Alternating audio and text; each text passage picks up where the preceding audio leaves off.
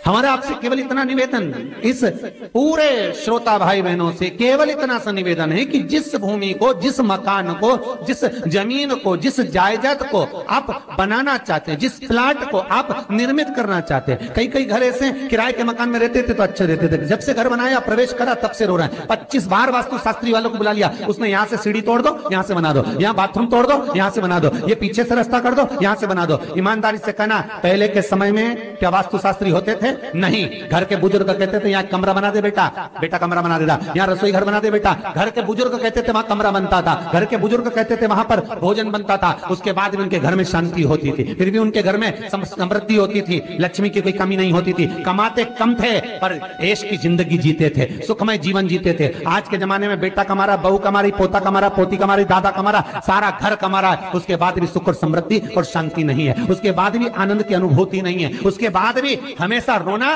केवल सुख का होता है। जरा सा घर में 4 लोग रह रहे हैं पर चारों के मुंह भगोने जैसे रहते हैं, एक तपेले जैसा मुंह, एक भगोने जैसा मुंह, एक थाली जैसा मुंह, एक बल्टोई जैसा मुंह, सब कोई बोलने को तैयार नहीं, क्योंकि जब जब बोले तो बर्तन की आवाज आए तो बोलेगी। एक माँ बैठी टीवी के सामने, एक माँ बैठी, एक सोफे पे बैठा, बोले ही नहीं आपस में। वो सुख गया कहां महाराज?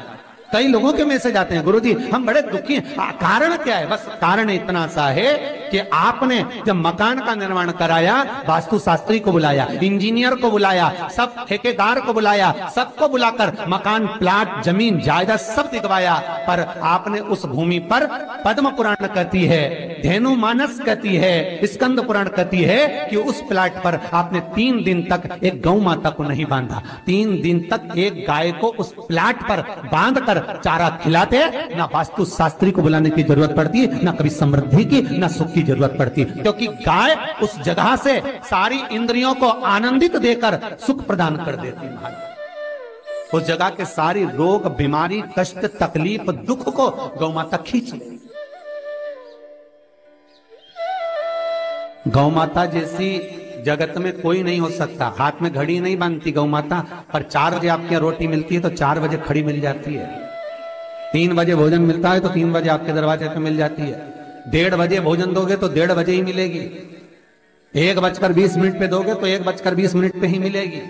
कोई घड़ी नहीं बांधती, फिर भी समय पर आ जाती है। क्यों? क्योंकि भगवान ने उसको ऐसा बनाया है, 33 कोटि देवताओं ने उसमें ऐसा विराजमान कर दिया है कि जगत का वो कल्याण कर सकती है। उसका एक एक अंश जीव का कल्याण करने वाला है, एक एक अंश जगत का उद्धार करने वाला है। पर हम ये आज के युग में हम उसको भूल गए। आज के युग में हम ये सोचते हैं कि हम वास्तु शास्त्री को बुला लें, वो ये बता दे, हमने ये फ्लैट बनाया, हमने ये मकान बनाया, इसकी छत कैसी, इसका कमरा कैसा, वो बता देगा, सब कुछ बता देगा। उसके बाद भी लोगों को क्या सुख नहीं है, उसके बाद भी शांति नहीं। फिर चलो तो चलो किसी बाबा जोगी क्या पहुंच गए जो ऐसा घूम घूम के बताता, और उसके यहाँ जाकर पूछ लिया, बताओ बाबा जी हमारे घर में शांति नहीं। तो बाबा जी एक ही बात बोले, तेरे ही घर का है जिसने कुछ कर दिया।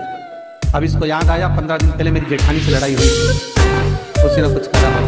अब बताओ बाबा जी ने आपस में ऐसा बीज बो दिया कि घर और जुड़ा हुआ था तो टूट गए। कोई बाबा जोगी सन्यासी तपस्वी साधक उपासक कभी नहीं कहता कि घर का है। हमेशा याद रखो, संसार में किसी की सामर्थ्यता नहीं है कि कोई आपका बुरा कर दे, किसी की सामर्थ्यता नहीं।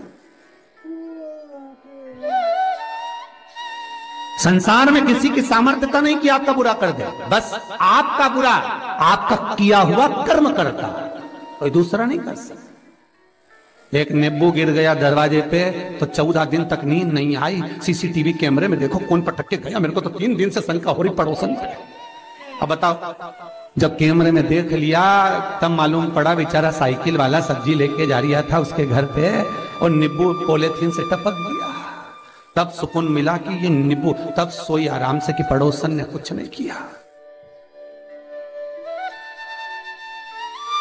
ना जाने किसने क्या विद्या कर दी, ना जाने कौन ने कौन सा टोना मार दिया। केवल एक दीवार ऐसी होती है जहां पर हनुमान जी का चित्र लगाया जाता है।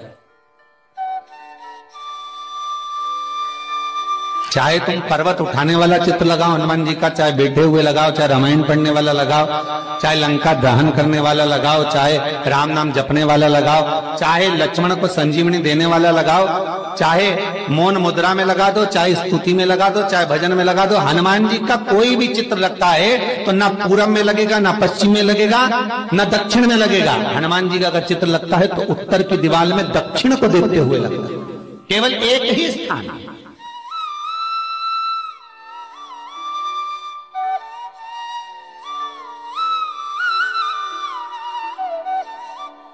जैसे पूर्वजों के चित्र को, पितरों के चित्र को, गए हुए हमारे जीवों के चित्र को दक्षिण में विराजमान किया जाता है, उसी तरह हनुमान को उत्तर में विराजमान कर कर दृष्टि दक्षिण में कर दी जाती है।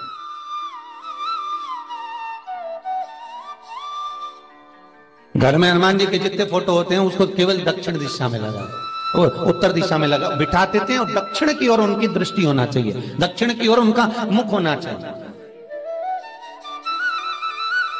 क्यों?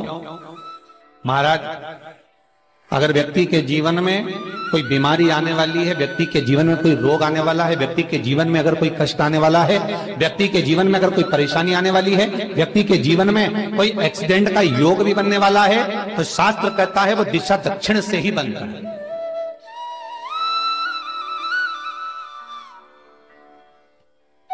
ये दक्षिण जो दिशा है ये यम की दिशा है। यहां संपूर्ण परिवार के साथ यमराज अपने आनंद में निवास करता है, यम दिशा। और जब हमारे घर में, हम ये नहीं करें कि आप हनुमान जी का फोटो लगाओ, हम ये भी नहीं करें, आपके घर में हो और आपने अगर विराजमान कर रखा है किसी दिशा में, तो हमारा तो निवेदन रहेगा, अभी तक आपने अगर जैसा रखा, पर एक बार दिशा बदल कर देखना कि रोग, बीमारी, कष्ट, दुख, तकलीफ में आपको लाभ मिला कि ना मिला। हनुमान जी ने केवल दक्षिण दिशा की ओर अगर मुख कर हमने विराजमान कर दिया, फोटो ही विराज दिया। हम ये नहीं कहेंगे आपसे कि आप बाजार से फोटो खरीद कर लाओ फिर लगाओ, नहीं, आपके घर में हो तो आप लगा दीजिए, आपके घर में हो तो विराजमान करें।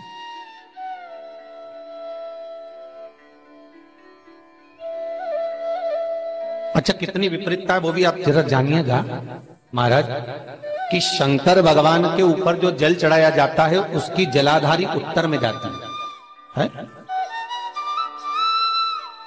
कई लोगों को तो आज भी तुलसी उतारना तक नहीं आता कि तुलसी का दल कैसे उतारा जाता है।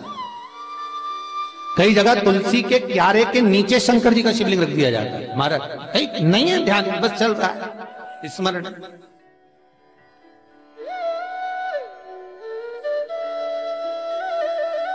भगवान शिव का जो जल जा रहा है वो उत्तर की ओर जा रहा है, और हनुमान जी को उत्तर में विराजमान कर कर मुख दक्षिण की ओर कर दिया गया। क्यों?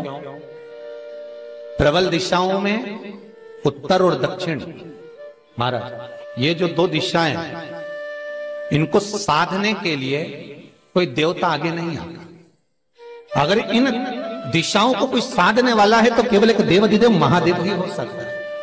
काल का हरण करने वाला वो महान काल ही हो सकता है। शंकर का ही एक अवतार है हनुमान जी महाराज, रुद्र अवतार महाराज। हनुमान जी से कहा तुम दक्षिण की ओर दिशा पर संभालिए। शिव जी कहते हैं मेरा जल जब उत्तर की ओर जाएगा तो इस दिशा को मैं संभालूं, चिंता ना करिए। किसी लड़का और लड़की का विवाह नहीं हो रहा। जानकारी अच्छी लगी तो प्लीज लाइक, 30 साल हो गए, 32 साल हो गए, 34 साल हो गए, लड़का लड़की का विवाह ही नहीं हो रहा। बहुत टेंशन है माता पिता। कोई मंगली है, कोई मांगलिक है, थोड़ा धीरे कम करो, प्लेन रखो। कोई मांगलिक है, कोई मंगल है, संबंध हो ही नहीं रहा। बहुत प्रयास कर रहे हैं, बहुत। 4 दिशा का स्मरण करिए, पूरब पश्चिम उत्तर दक्षिण का। हथेली पर आटे का दीप लगाइए, घी भर लीजिए और 4 बत्ती उसमें अलग अलग रख लीजिए महाराज। थोड़ा सा पीला चावल हल्दी में कर उसमें डाल लीजिए। जो लड़का और लड़की का विवाह करना उसी के हाथ में देना है। और देव उठनी एकादशी के दिन, जिस दिन देवता उठेंगे, जिस जगह पर तुलसी शालिग्राम का आप पूजन करते हो, गन्ने के नीचे, ईख के नीचे, तुलसी का क्यारा रखकर पूजन करते हो। वहां पर भगवान शिव और भगवान नारायण का नाम लेकर उस दिए को रगवा दीजिए और वहीं पर हल्दी का तिलक उस लड़का या लड़की का कर दीजिए और उसके हाथ में थोड़ी सी हल्दी लगा दीजिए।